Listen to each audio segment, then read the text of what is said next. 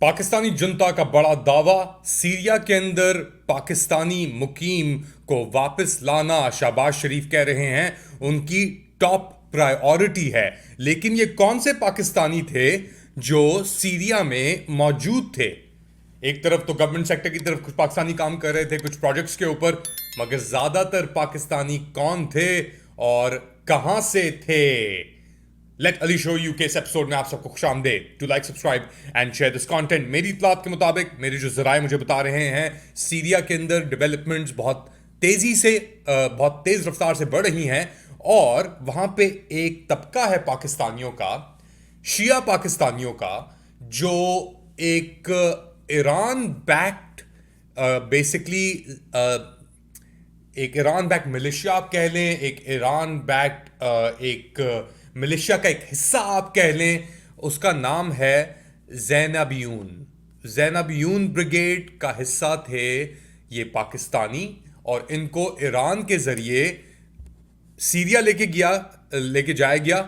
ये ज़्यादातर शिया थे, इनके नंबर थे तकरीबन 5,000 एक ज़माने में, मगर ऑब्वियसली मिकदार कम होती रही। अब यह एक तरफ ये पाकिस्तानी ब्रिगेड थी, दूसरी तरफ एक थी फातिमीयून ब्रिगेड जिसके अंदर ज़्यादातर अफगानी हज़ारा शिया मौजूद थे और ये जंग लड़ रहे थे सुन्नी मिलिशियाज जिसके अंदर हेतशे भी शामिल था, जिसके अंदर फ्री सीरियन आर्मी भी शामिल थी, मुराद सईद ब्रिगेड भी शामिल थे और दीगर ऑपोजिशन ग्रुप शामिल थे। और अब इनके लिए बेसिकली तैयारी की जा रही है कि इनको सेफली ट्रांसफ़र किया जाए सीरिया से वापस पाकिस्तान। और इसके अंदर मदद किसकी ली जा रही है? मदद ली जा रही है तुर्की और उनके जो वजीर खारजा हैं हकान फिदान। हकान फिदान याद रखें तुर्की के साबिक मीत चीफ रह चुके हैं। सीरिया के अंदर उन्होंने बहुत कार्रवाइयां भी की हैं। इनफैक्ट अभी ये कहा जा रहा है कि जो जितनी भी कार्रवाई अभी हुई है हयात तहरीर शाम की सीरिया के अंदर, उसके अंदर हकान फिदान का बहुत अहम किरदार था। इन्होंने सिग्नलिंग की ईरानियंस को, रशियंस को कि नहीं हम कुछ नहीं कर रहे, मगर उसके बाद पीछे से जो डेवलपमेंट्स और मूवमेंट्स हो रही थी टर्की से इनटू इदलिब, उसका एक बहुत सिग्निफिकेंट किरदार हकान फिदान साहब ने अदा किया। अब बात कहां पे आके रुकी हुई है? बात यहां पे आके रुकी हुई है कि सिचुएशन अब बिल्कुल बशार अल असद और ईरान के हाथ से फिसल चुकी है और इसी सिलसिले में अब कोशिशें की जा रही हैं कि किसी तरीके से जो वहाँ पे पाकिस्तानी फंसे हुए हैं या मुकीम हैं या जो भी हिसाब है, उनको प्रायोरिटी अर्जेंट बेसिस के ऊपर वापस पाकिस्तान लेके आया जाए। और इसी सिलसिले में इसाक डार साहब ने गुफ्तगू की आपके हकान फिदान साहब से। अब शहबाज शरीफ साहब कह रहे हैं कि जी मेरी टॉप प्रायोरिटी है कि मैं वापस लेके आऊँ ये इन लोगों को और बेसिकली एक स्कोर करूं, कोई कुछ तो स्कोर करूं कि इतनी अपना पाकिस्तान के अंदर तो उनको कुछ दिखाने के लिए बचा नहीं है। तो ये कह रहे हैं कि अब अपना जो सीरिया से हमें थोड़ी बहुत वो मिल जाए अगर थोड़ी सी प्रमोशन मिल जाए तो हम वो कर लेंगे। मगर ये बहुत बड़ा एक इशू है डेफिनेटली। और अब ईरान का जैसे नेक्सस वहाँ से कम हो रहा है, सीरिया से ख़त्म हो रहा है, वो जो रोड टू डमास्कस थी उनकी वो ख़त्म शुद्ध हो चुकी है। तो ये पाकिस्तानी वहाँ पे क्या कर रहे हैं? क्योंकि अब तो एक सिलसिला अकाउंटेबिलिटी और रेट्रीब्यूशन का भी चलेगा, बदलों का भी चलेगा। तो उसके अंदर ये पाकिस्तानी शिया अगर वहाँ पे पकड़े गए या पकड़े गए हैं तो इनको अब रिहाई कराने के लिए पाकिस्तान अपने हायर ऑफिसर्स का इस्तेमाल कर रहा है। ये मेरी खबर है, इसके ऊपर ऑब्वियसली मैं और भी फोकस कर रहा हूँ डिटेल्स लेने के लिए अपने ज़राए से, मगर इसाक डार ने बात की, टेलीफोन कॉन्वर्सेशन की हकान फिदान से और स्ट्रैंडेड पाकिस्तानी नेशनल्स की उन्होंने निकालने की बात की। और पाकिस्तानी फॉरेन ऑफिस ने भी एक एडवाइजरी इशू की है कि पाकिस्तानी अब सीरिया की तरफ रुख ना करें और वहाँ पे जाने से परहेज़ करें कि जो वहाँ पे पाकिस्तानी नेशनल्स फंसे हुए हैं तो उनको पहले निकाल लें हम।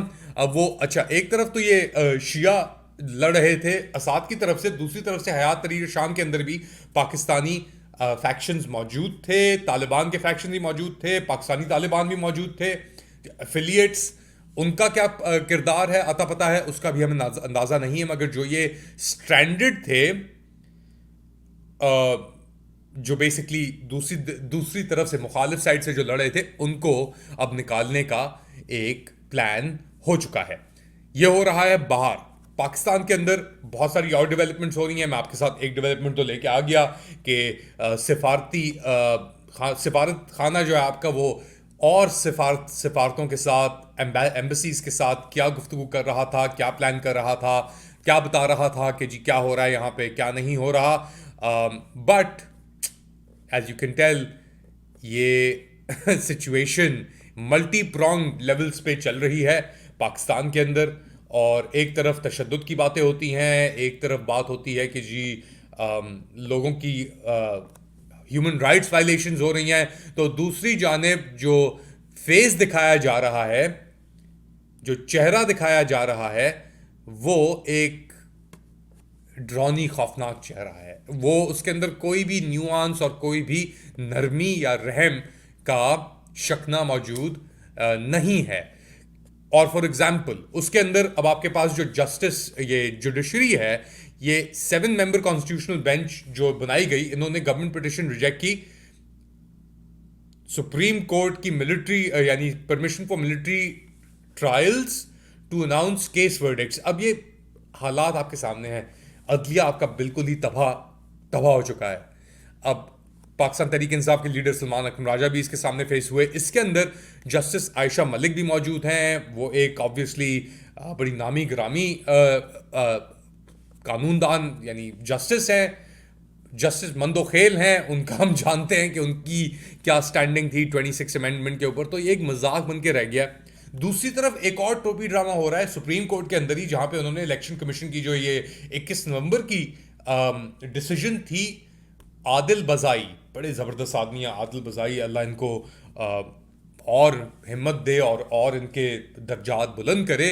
इन्होंने अपनी सीट खोना प्रेफर की, ना कि किसी नाजायज़ या इलीगल एक्शन के अंदर ये मुलविस होते।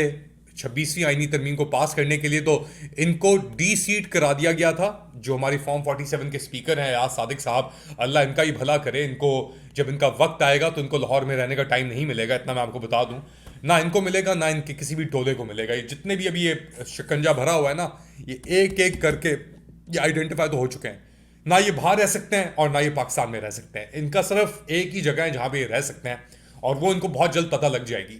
मगर going back to Supreme Court of Pakistan और ये जो 21 नवंबर की डिसीजन है तो ये सुप्रीम कोर्ट ने कहा है कि डिसीजन गलत थी ये इलेक्शन कमीशन की, सुप्रीम कोर्ट ने। और ये जो नजरियाती जमहूरी बेंच है, इसने ये आदिल बजाई साहब की, तैमूर असलम इनके लॉयर थे, इनकी जो डी सीटिंग थी उसको सस्पेंड कर दिया और कहा कि जी ये डिसीजन जो थी रिजर्व सीट्स की, इसको तो इंप्लीमेंट नहीं किया, तो ये डिसीजन किस तरीके से हो जाएगी। रिजर्व सीट्स की डिसीजन को इंप्लीमेंट नहीं किया ये आपके इलेक्शन कमीशन ने, मगर इसके अंदर उन्होंने तेजी कर दी। अब आदिल बजाई सलाम है, इन सीटों के अंदर कुछ नहीं रखा जाने दे, कोई मसला नहीं। अब मौलाना की भी खबर आई है, बहुत बड़ा उन्होंने जलसा किया है, बकवासियत कर रहे हैं वो हम जानते हैं कहाँ उनकी मुनाफिकत खड़ी है मौलाना की तो आई डोंट थिंक कि उनके ऊपर भी बात करना कोई ज़्यादा मुनासिब है या ज़्यादा ज़रूरी है। मगर बहुत अहम दिन आ रहे हैं अगले कुछ दिनों में। एक तो आपका दिन है दिसंबर 13, ये दिन है जब डेडलाइन का, जब एक ऑल पार्टीज कॉन्फ्रेंस कॉल की है पाकिस्तान तहरीक इंसाफ ने अपने 2 नुक्तों के ऊपर बात करने के लिए। ये इन्वेस्टिगेशन बेसिकली स्टार्ट कराने के लिए 9 मई के वाक़यात के ऊपर और 26 नवंबर के वाक़यात के ऊपर, और 26वीं आईनी तरमीम को ख़त्म करने के लिए, और जो लोग थे आपके अंदर उनकी बाजियाबी के लिए, कि पॉलिटिकल प्रिजनर्स की रिलीज के लिए। और इसके ऊपर इनवाइट किया उन्होंने सबको, अब सब पॉलिटिकल जमातों को। हम जानते हैं कि उनका रिस्पांस क्या होगा। बट हैविंग सेड दिस, अगर तो ये इनके मुतालबात 13 दिसंबर तक कबूल नहीं होते, तो इन्होंने फिर दिसंबर 14 से यानी 14 दिसंबर से एक सिविल नाफरमानी मुहिम का ऐलान किया है। और मेरे ख्याल से वो तेजी भी पकड़ रही है, क्योंकि रेमिटेंसेस की बात आती है, बॉयकॉट्स की बात आती है। सो सिविल नाफरमानी के अंदर वो इदारे या वो चीज़ जो आप समझते हैं कि जी ये इलीगल है, नाजायज़ है, उसकी आप बॉयकॉट करते हैं। और इसको भी उन्होंने लेआउट किया है। बहुत अहम दिन टोपी ड्रामे चलते रहेंगे पाकिस्तान के अंदर ऑब्वियसली, बट जो निज़ाम है आपका वो इतने मुश्किल वक्त में अब फंस गया है आके कि बचे तो बचाए कैसे और लगे तो लगाएं कैसे। आप क्या समझते हैं? बताएं मुझे कमेंट सेक्शन के अंदर। To like, subscribe and share this content. अपना ख्याल रखिएगा। अगली बार तक अल्लाह हाफ़िज़।